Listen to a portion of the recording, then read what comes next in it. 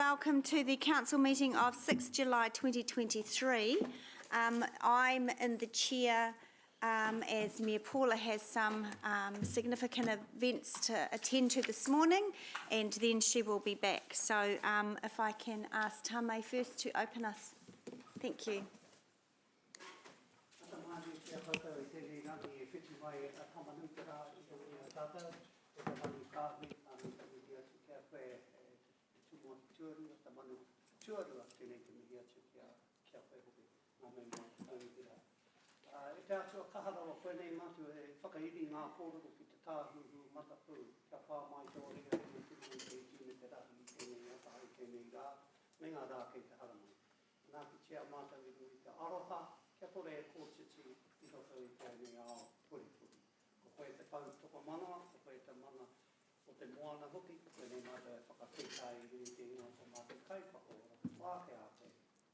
Amen.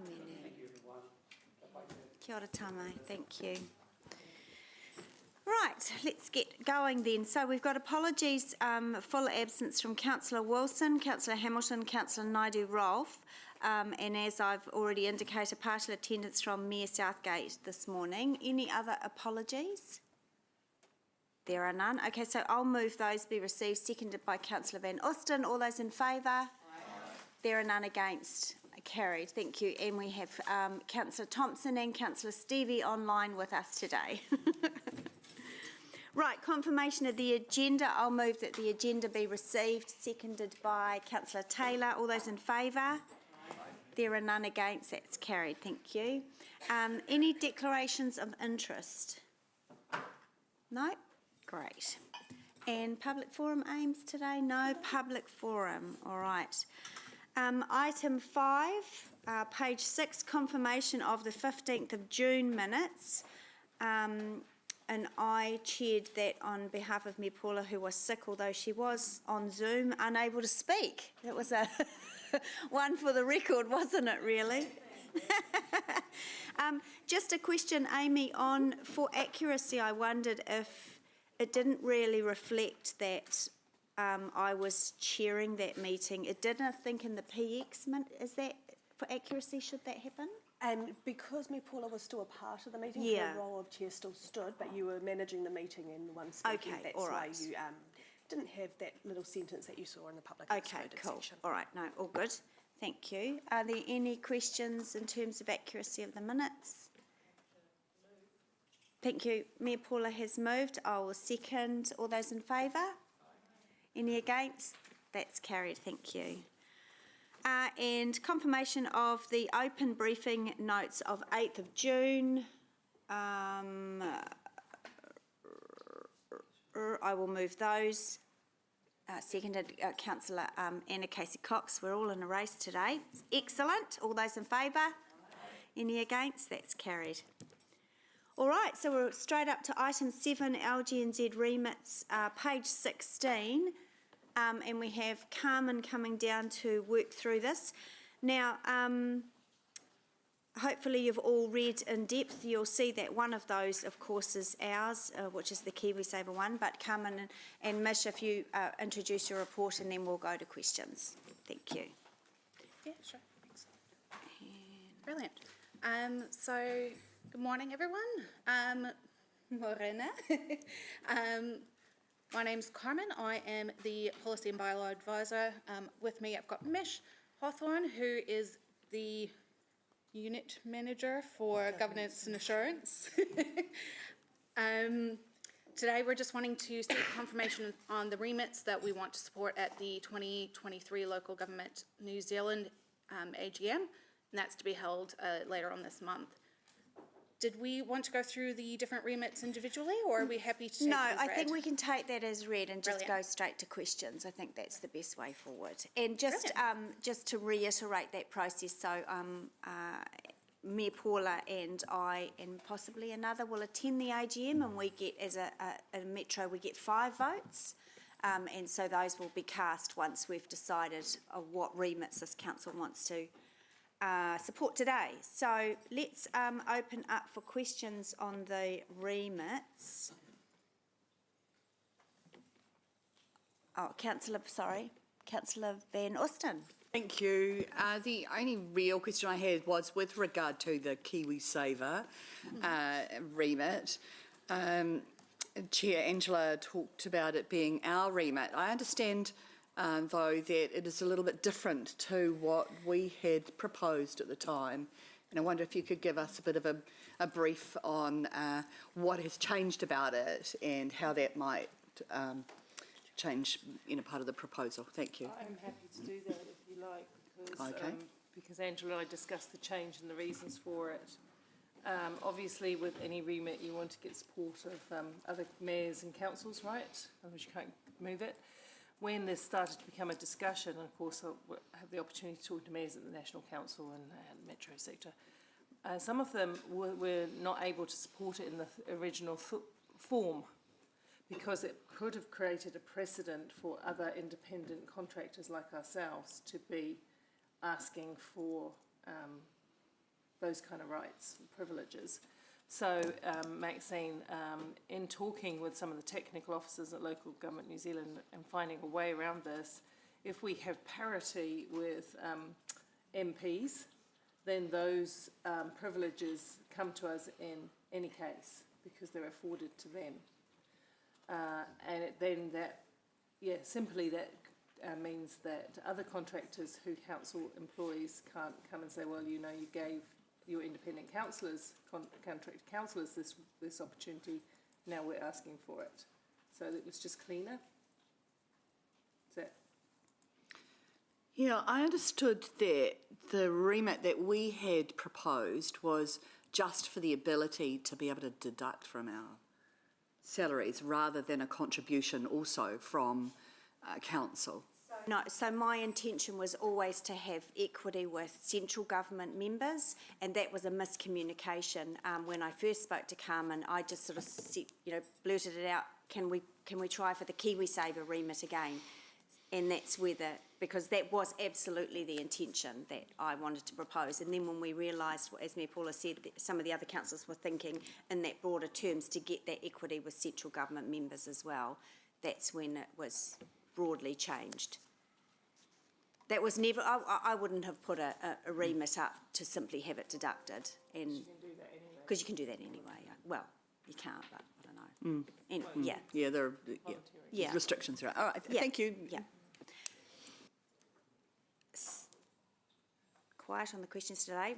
In terms, I've got a couple, but in terms of process, what I'll do is just see if there are any remits on that list that a member isn't comfortable with, and then we can pull that out and take them separately. I've just got a question on page 18. Sorry. And this is the one on the ability for co-chairs at formal meetings. Is that correct, that that's something we cannot do? And when they're saying formal meetings, they're meaning of the elected governance wing, is that right? Yes, so from my understanding of that remit, what they're looking for is the ability to have co-chairs rather than chair and deputy chair. And they're just wanting for a little bit more flexibility with that. That's my understanding of it. So they, instead of chair and deputy chair, they want, for example, for the Infrastructure and Transport Committee, they might have yourself and Councillor Thompson as co-chairs of the committee. Okay.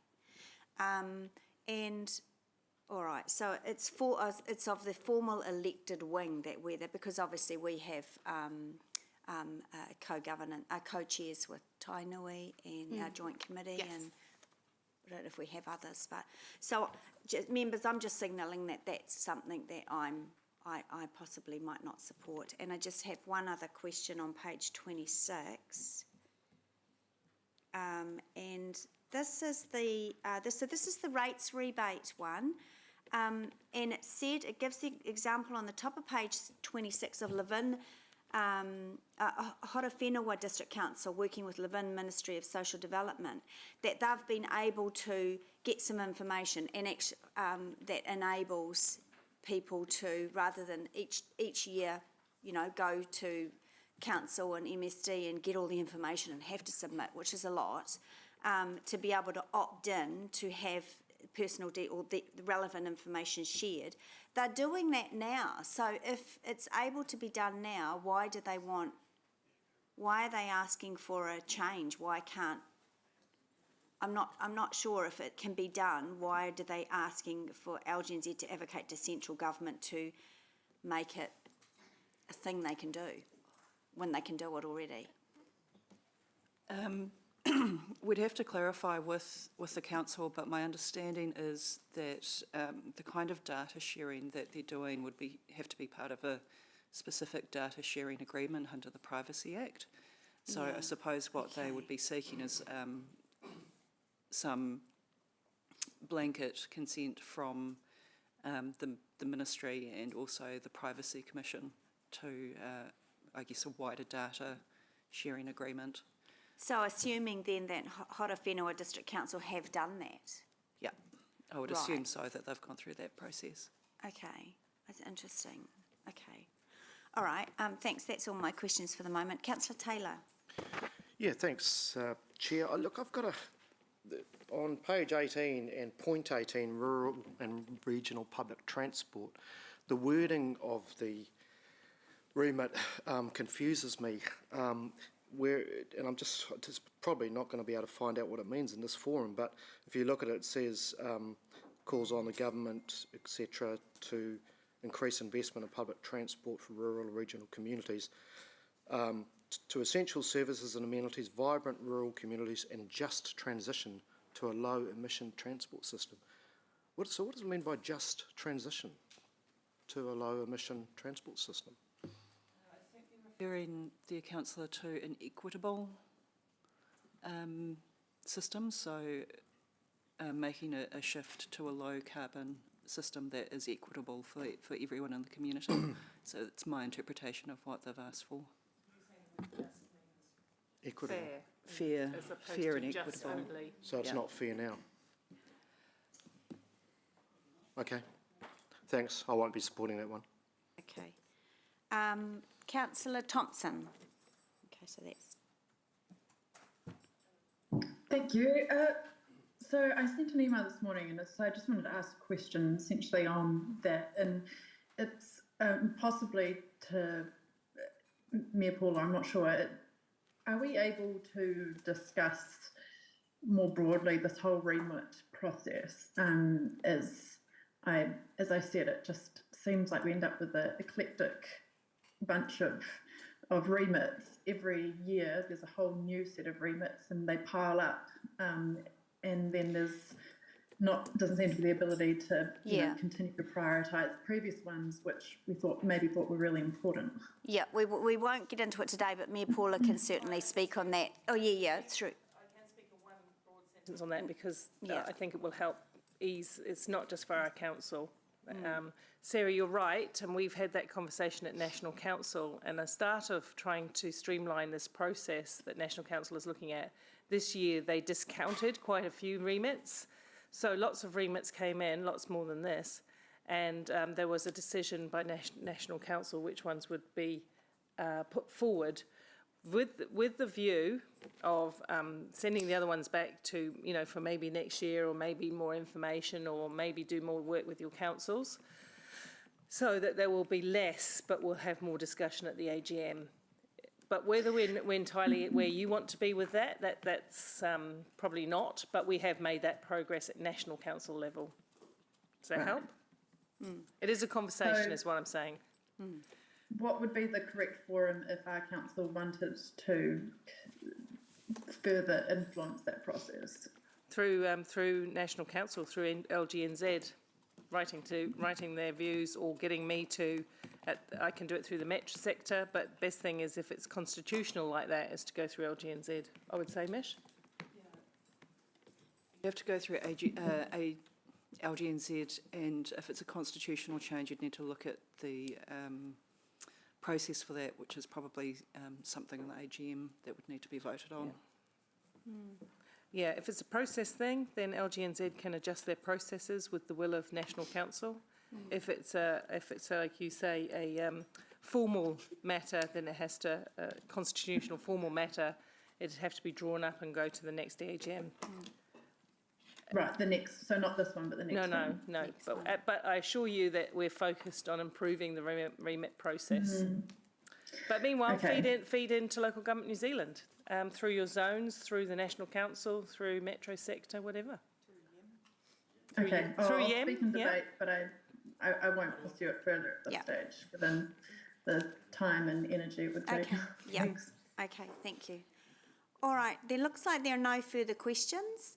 So what I'm going to do, thank you, is I will remove Roman numeral 5 and 7, as those are the two that have been indicated that that there may not be support for, and take the rest. So we'll do 1, 2, 3, 4, 6, 8, 9, 10 and 11 as a suite, and I'm happy to move those.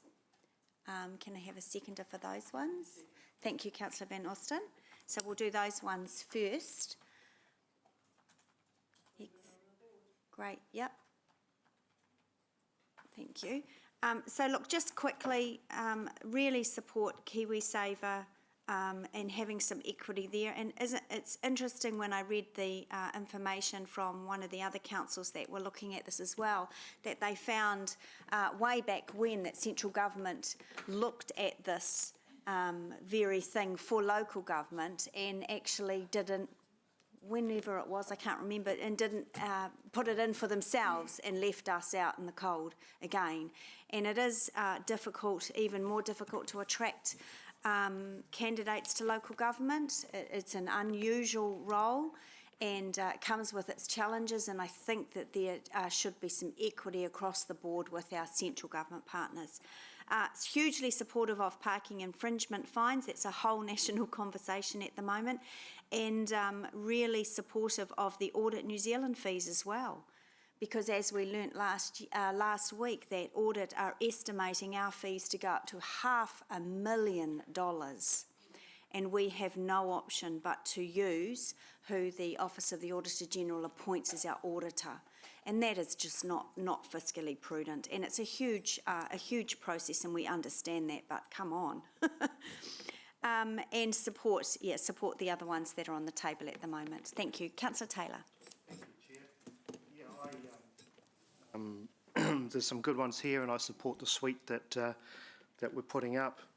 I always do this with a certain cynicism, I suppose, because so many of these don't seem to go anywhere or don't really get any traction. But and I do agree with the points Councillor Thompson has raised, that we just seem to add more and add more and add more to ones that have never gone anywhere. And I think there is a credibility issue for LGNZ on that, one of many in my view. But still, let's play the game. I don't like the rural and regional public transport one. I agree with a lot of it, but I think the wording is politically loaded towards the very left-wing public transport at all costs lobby, so I won't be supporting that. But yeah, there's some good ones in the others. Thanks. Great. Thank you, Councillor. Councillor Bidder.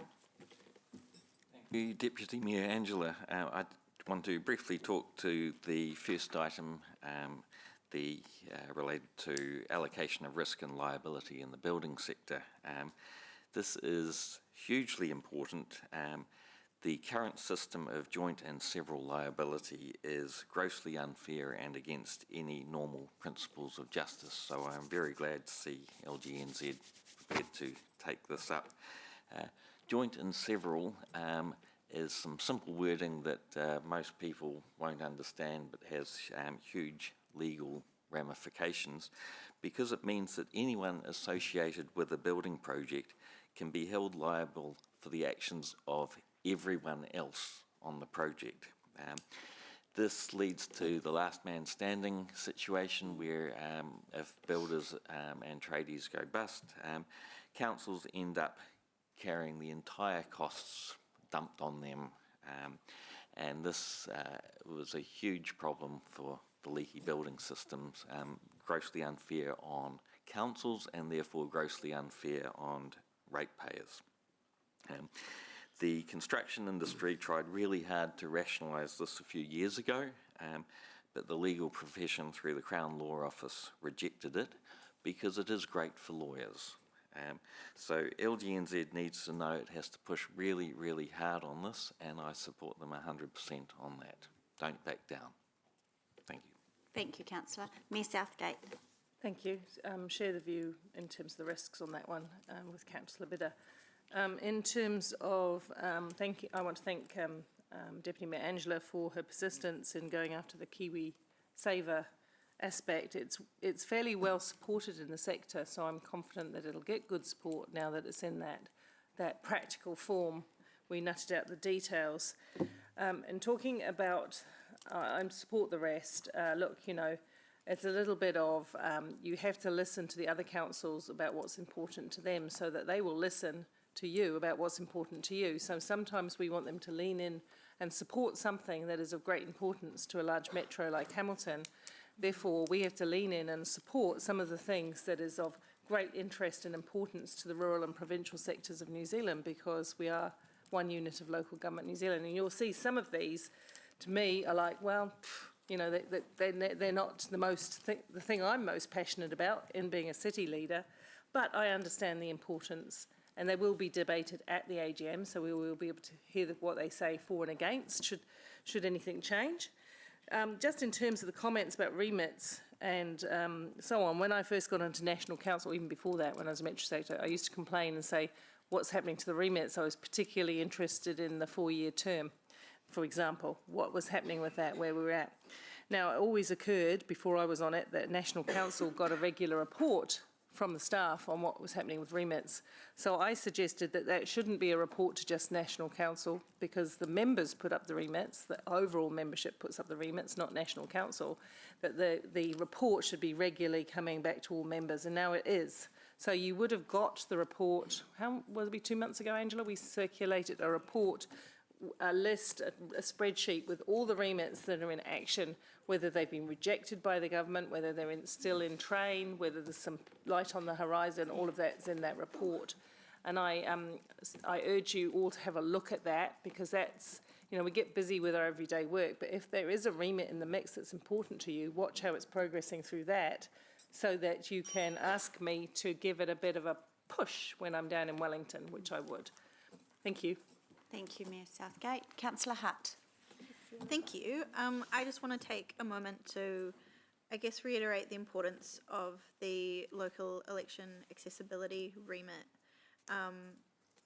This comes from the legislation that was passed only somewhat recently, but it's such important legislation, and it makes such a huge shift and opportunity for disabled candidates in terms of central government election. And I think it's a huge opportunity for that legislation to also be applied to us in local government. And it's a real testament to the legacy of the disability community who worked for that for so long. And it seems like such a simple and easy win to allow local government access to it as well. So just want to reiterate how important it is and how much work went on behind the scenes to get it to that point for central government, and how it seems so much closer, I guess, in terms of allowing us access to it as well. Thank you, Councillor. Councillor Thompson. Thank you. I guess my frustration today is this whole process. It really doesn't build a set of priorities, and so if we prioritise everything, we prioritise nothing. And this whole list of remits from year after year keeps building up. And even if we see progress reports and see what actions have been taken on these, I guess I doubt that we're going to make real progress on some of these issues if we don't just focus energy on a few, and if we're not able to say to ministers or government of the day, look, this is our top 10 or top 5 for metros and top 5 for rural and provincial councils, however we do it. The process is beginning to lose some credibility for me personally. My first year, Councillor Maxine and I put a huge amount of work into a remit only for it to basically be lost amongst everything else. Although, you know, the progress report says there were a few meetings, nothing has really happened with it. So I won't put too much energy into it right now, but I guess if there's opportunity, my message is that I would like to support reviewing this process, because if we want to really meaningful conversation with government, we need to change the way that we do it and really prioritise things until we succeed in getting some change. Thanks. Thank you, Councillor. Councillor Van Osten?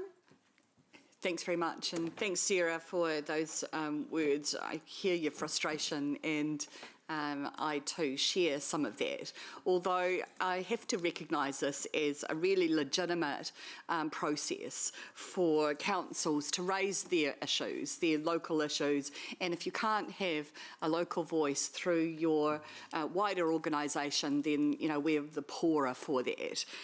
Also, a part of that process is that you are required to get the buy-in from 5 other councils or your zone.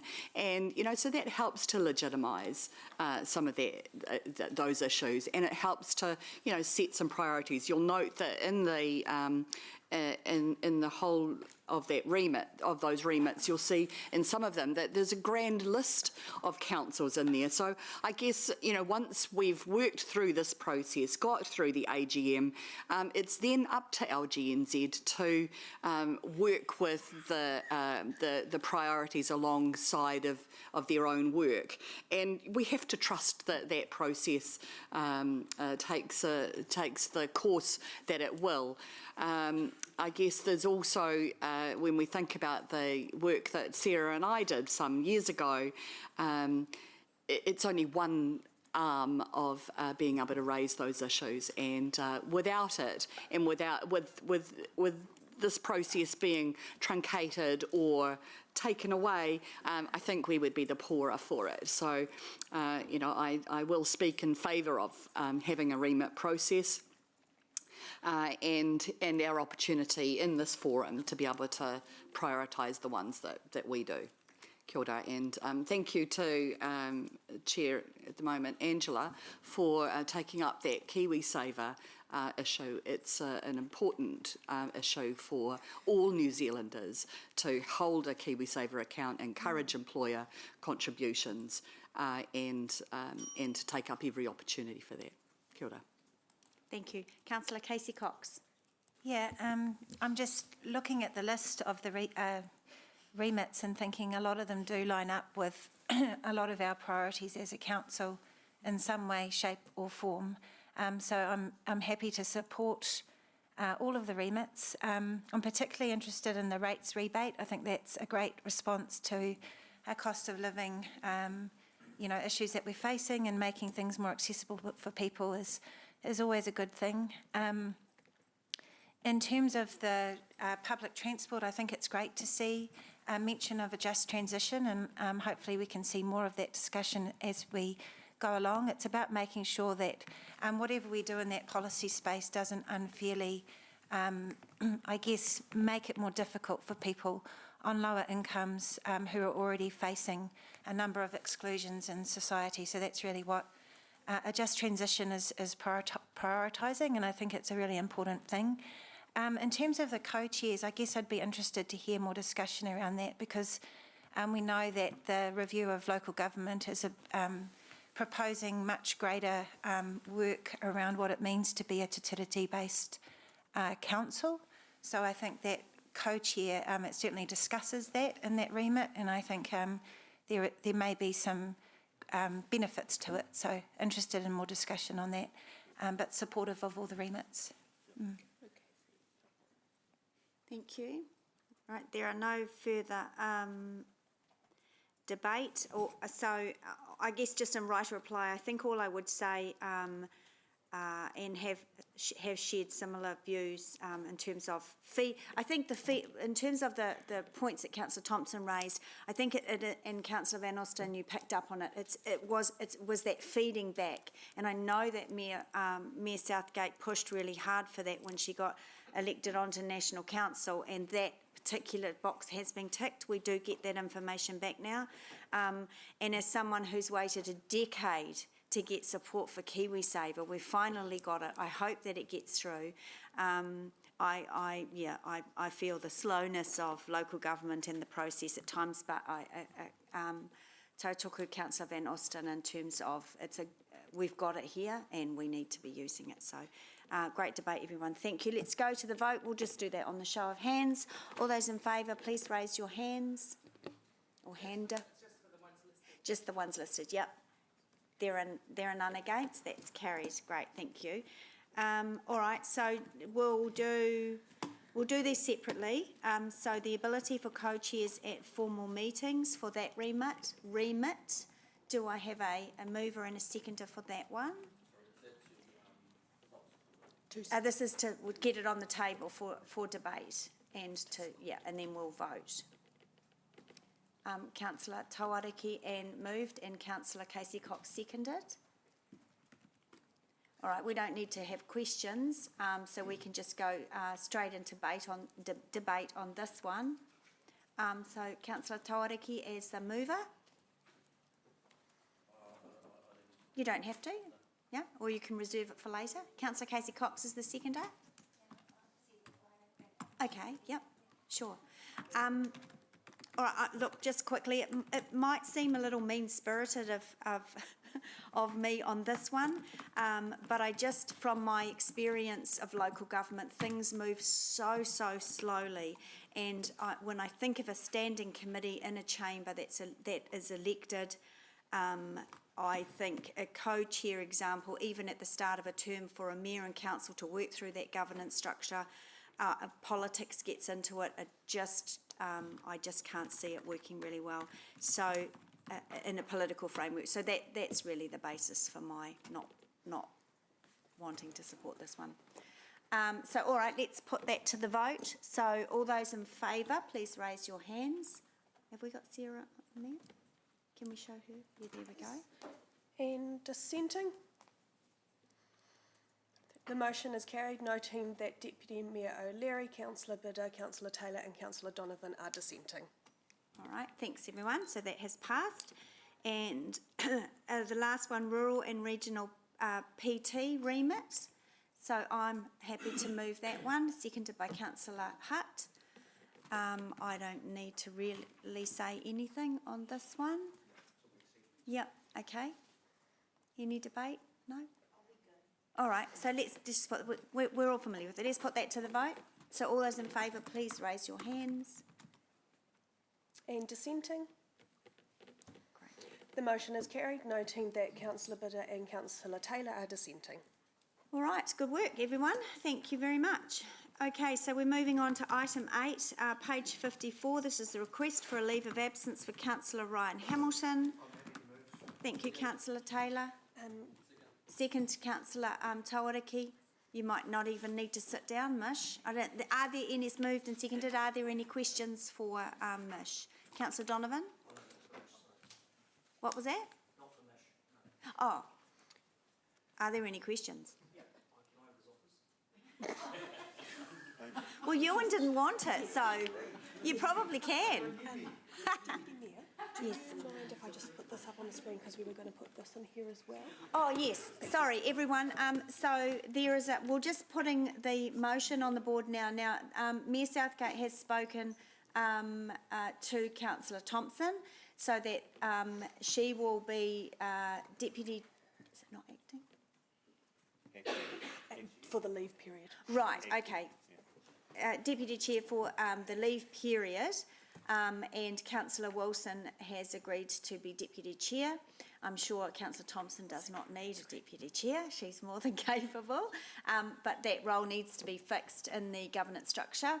And then also that we will request the Remuneration Authority to adjust the... Yeah, I was just trying to figure out why that screen has gone the tiniest... Oh, there we go. Better. Oh, was it too... Oh, no, it was huge. too little. Sorry.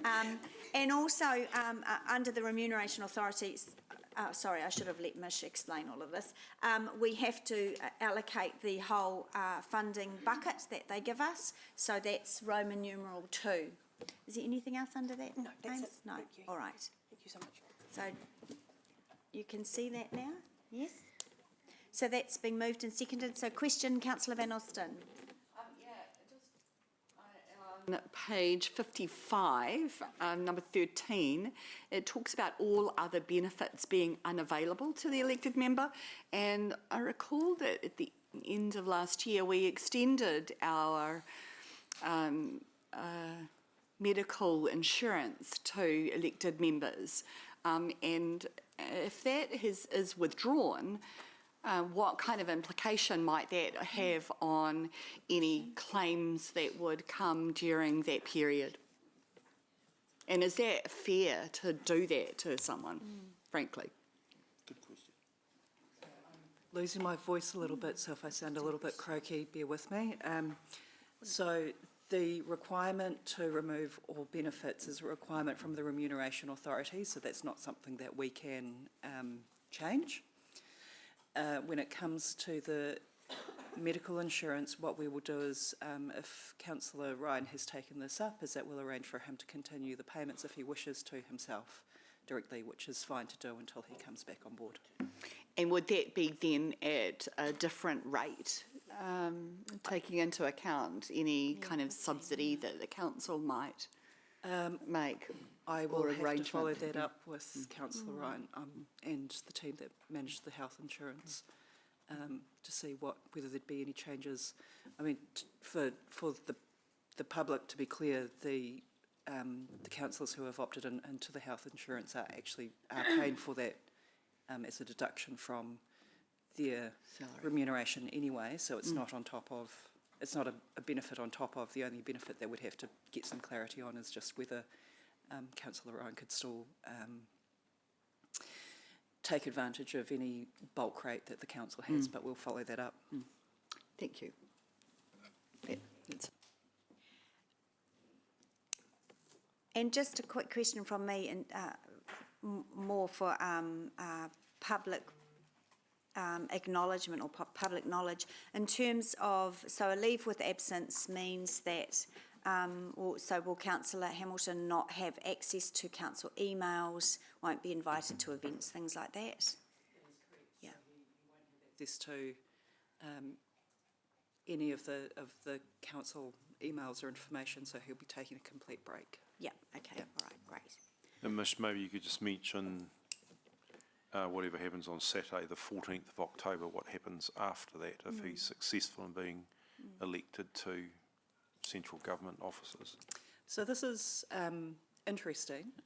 So there's nothing in law that prohibits a person from being an elected member of a council and being a member of parliament at the same time. Interesting, eh? Whether someone feels that they can fulfil the duties of both offices is something that they would need to decide for themselves. If Councillor Ryan was successful and he made the decision to step down from his elected member role, then assuming that happens before October 2024, we will be pushed into a by-election process, and the by-election needs to happen within 89 days of someone's office being vacated, taking into account some holiday periods over December. So depending on what happens in Councillor Ryan's decisions, we would come back to you. And in terms, Mish, just of a by-election, if Councillor Hamilton is successful, then that would, somebody else would be in the seat by February next year, taking into account Christmas? A bit longer than that, maybe? Probably. I'll let Amy answer that Yeah. one. Based on experience in the past, it's about March. Okay. But it all very much depends where everything lines up. If Yeah. it is vacation, when it happens, whether there's a Christmas lockdown period where we cannot do anything, it extends it out further, when the votes are counted, if there's any recounts. And then when that person becomes available, it's Yeah. a fun Okay. journey to go along. Yeah, yeah, okay, all right. Okay, so that's been moved by Councillor Taylor, seconded by Councillor Tawariki. Councillor Taylor, any, no debate? No, I don't think there's debate here. We wish Councillor Ryan Hamilton well in his endeavours. All right, let's put that to the vote. All those in favour? That's carried, thank you. All right, we're moving along at a great rate of knots here. Item 9, page 57. And now this is the report from Strategic Risk and Assurance Committee on Safety and Wellbeing. We have Dan in the audience. Maybe we'll use No? David. Oh, maybe we'll use David. You can use me if you like. Marie's going to come in a minute. Who's our Okay. safety lead. If there's any questions. There may not be, you see, so are there any questions? Okay, Sarah, yep. Councillor Thompson? Thank you. David, I can't remember the exact wording, but there was a measure there at 100% and it was around like people well-being or something. And I guess... That's broad.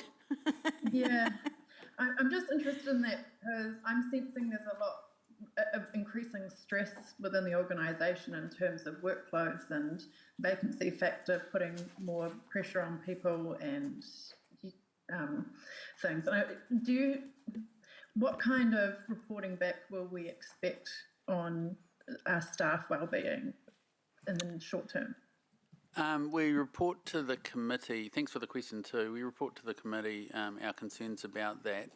We certainly know that our staff not only experience anxiety at work in terms of workload, sometimes that's significantly impacted by their home lives, as they are people, not staff, and rising cost of living and some challenges with partners' employment, etc., can cause a whole lot of stress. So what we do see and report back to the committee, and this information is, in terms of the details, is confidential apart from the category, is when we provide employee assistance through Vitae and other means to actually help counsel and support our staff as a person. And it is increasing, but that's probably representative of what we see in society today, and just sort of like trying to support our staff in whatever's going on in their lives. We do, as leaders of the organisation, we have upped our one-on-ones and our care for our staff and managing work priorities in line with what staff we have. As you know, we do have quite significant vacancies, so sometimes when we come to elected members or others talking about not now, because we're full to the gunwale in terms of the staff we have and the work priorities we've got. We appreciate the support. So yeah, we're close to it. We understand that it's an issue and that we're really focusing on it. Okay. All right. Thank you, David. Donovan? Thanks, Chair Angela. David, I'm not quite sure if I'm 100% on point with my question, but mental health and anxiety around the workplace, are we looking at overseas, models or agencies to see what the next best thing is in terms of dealing with how to be better at work for people? I don't know if I've worded that quite right. Just reading it the other day, it just sort of... The agencies we connect with do that work and bring the latest. One good example, and Marie probably should come to the table and talk about it, is just the number of workshops we run around the Good Yarn. So maybe I'll hand over to you, Marie, and you can give some more colour.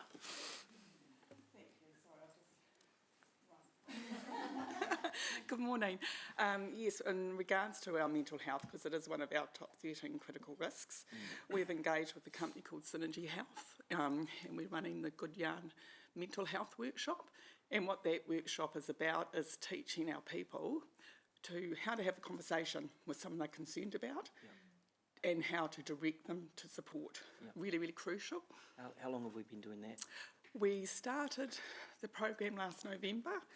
We have got probably 16 workshops under our belt to date, and we've got another 4 coming up in a couple of weeks.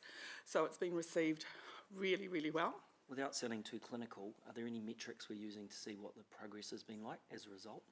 Our metrics have been EAP. We have seen an increase in engagement from staff and families using that.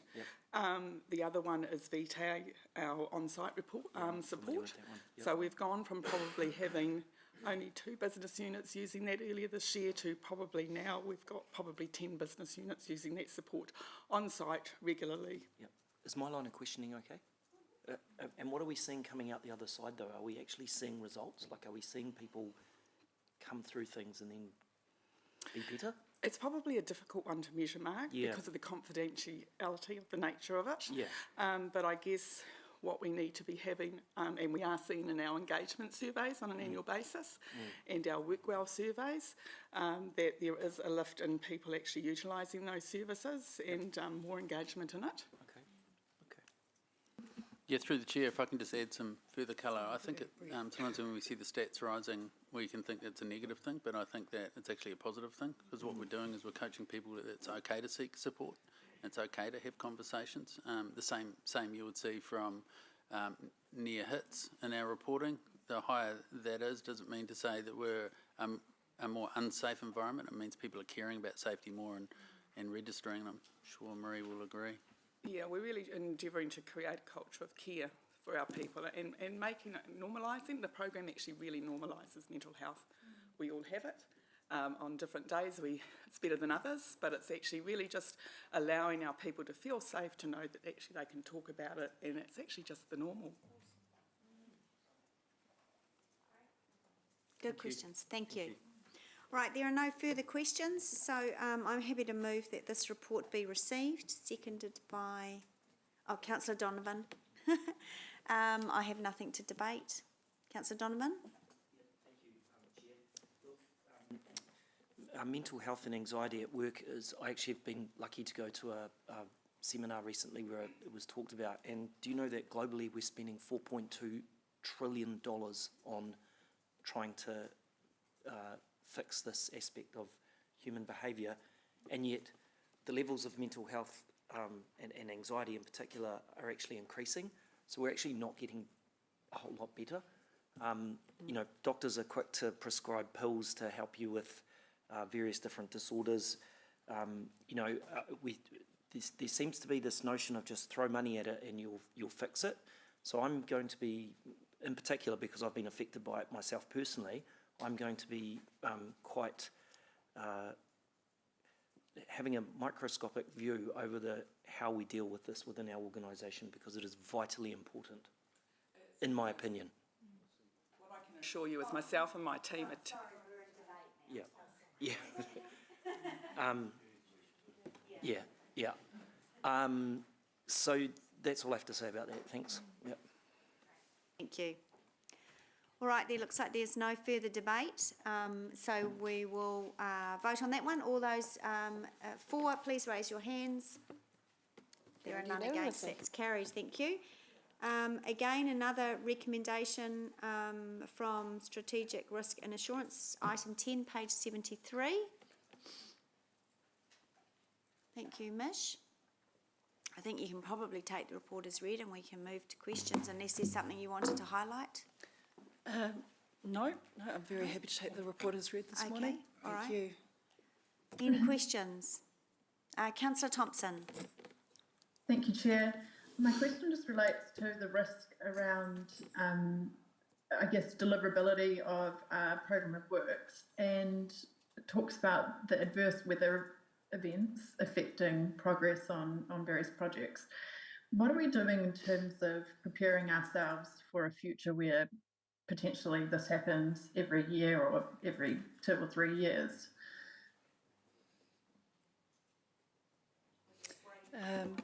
I would probably defer to one of the GMs to respond.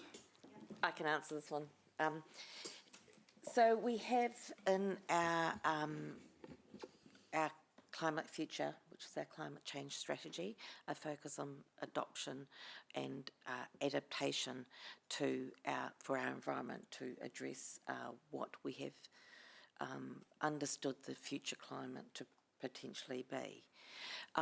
And as our staff are working through looking at their activity management plans and their asset management plans, which is where our core infrastructure is, we're asking them to also consider what is the impact of our future climate on our existing infrastructure and the infrastructure we'll need for the future. So that should be coming through as part of our long-term plan discussions. Does that answer Thank you, your question? Jolie. It half answer it. Well, I think my question was more in terms of the actual construction process. So absolutely we need to be ensuring assets are resilient and including existing and future ones, but it's the process of building them that's becoming more expensive and delayed because of the adverse weather. So I'm just interested in what we're doing to mitigate that. Yep, I'll pick that one up. So it's very on point at the moment, actually, because it is fundamentally an LTP issue and awareness of these issues and growing concerns, and it comes down to our planning and our budgeting for projects. So, for instance, we're moving into a period now where it's really difficult to get consents for winter working because of how wet it is. So that really comes down to being aware of that in our programming and our budgeting of projects. So we're acutely aware of that as staff as we're starting to build an LTP to bring through to elected members, for decision making. This issue, along with lots of other compliance issues, is going to be putting pressure on our budgets right across when we start making allowance for this.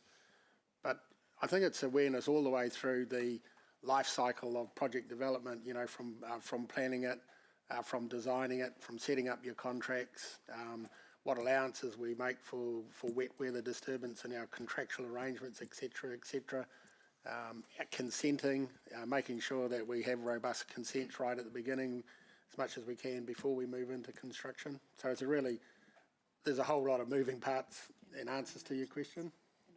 Okay, thanks, Chris. Yeah, and Eva-Lisa has just reminded me too, in terms of the ongoing maintenance of these assets as well. So a bit like safety and design, just our operational design. So we're designing things that are operationally efficient to maintain with the changing climate as well.